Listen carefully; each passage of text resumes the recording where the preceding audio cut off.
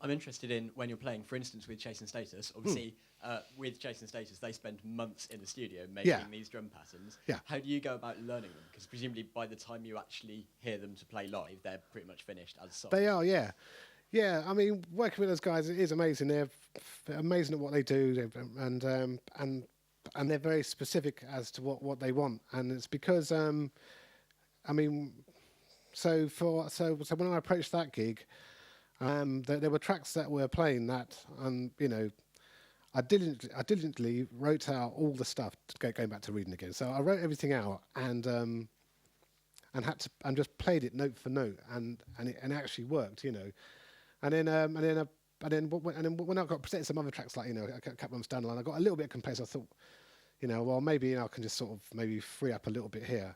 And they were right on it. They said, because they knew where every kick drum needs to be, and they knew where every snare drum needs to be. And I thought, yeah, that's fair do. So then I went in and just relearned, and so I have to play everything absolutely rigid. But the thing is, it's so well done that I wouldn't want to change it anyway, sort of thing, because it's and when you listen to that stuff, it's like these kick drums that they put in. I mean I'll play.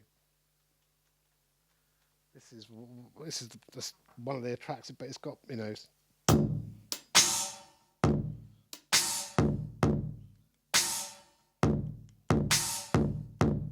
It's such big, huge sounds, you know, that if you put them in, if you start sort of messing with it, it would really interrupt the groove, sort of thing. And it's really well placed where they've placed it.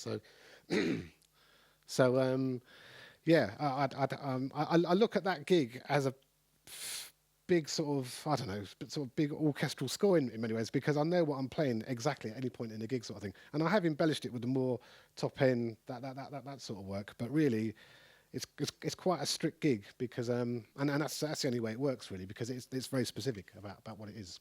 As well as drumming with Chase and Status, you do have your own group as well, Yeah. Bass. And is that live drumming, bass drumming? How does it work? It works. We do improvised electronic music, and basically we don't rehearse.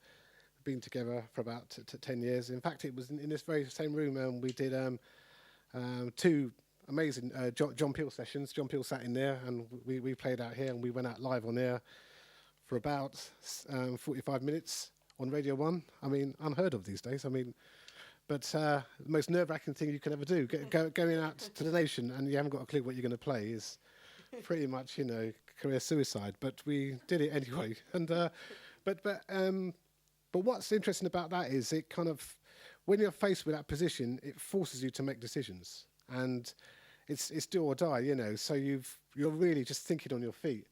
And it would be the same for improvised comedy or anything like that, you know. I mean, I watch some of these improv things. I think, I mean, how are they doing that? That is amazing, you know. But my only way I can relate to it is being in that situation where, you know, we've just done, you know, we've headlined certain festivals, and there's 20,000 people out there that want to be entertained, and we've turned up there, and we don't know what we're going to play, sort of thing. So that puts immediately puts you in the frame of mind, right? We've got to do something here, and it does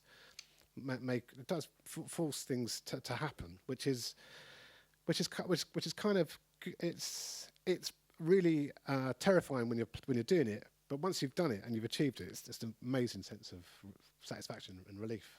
Can you show us some bass stuff now? So I'm going to put you on the spot in that terrifying position, but no, well, I mean, it would just be. I'll just try some just show off, dude. You're drumming, just show off.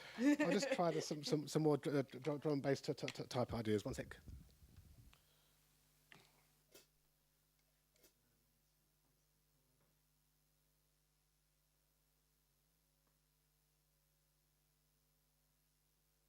What are you doing?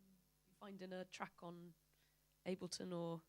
Yeah, this basically I'm just calling up a bank of sounds for that I want to play for this end, and then I'll just line up the Ableton to play certain loops on here, and I'll just set this off, and you can hear it. Play.